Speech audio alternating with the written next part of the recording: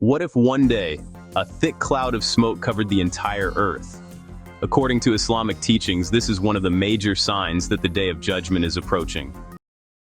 The Prophet Muhammad, peace and blessings be upon him, warned that before the last day, a great smoke, known as Ad-Dukhan, will appear.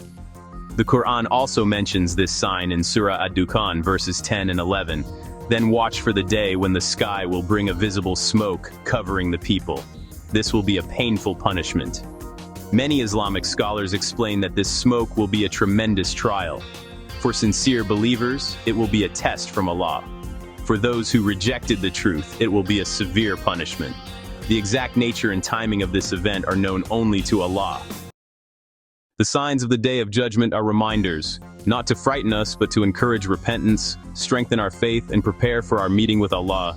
May Allah keep us firm upon the truth. Ameen.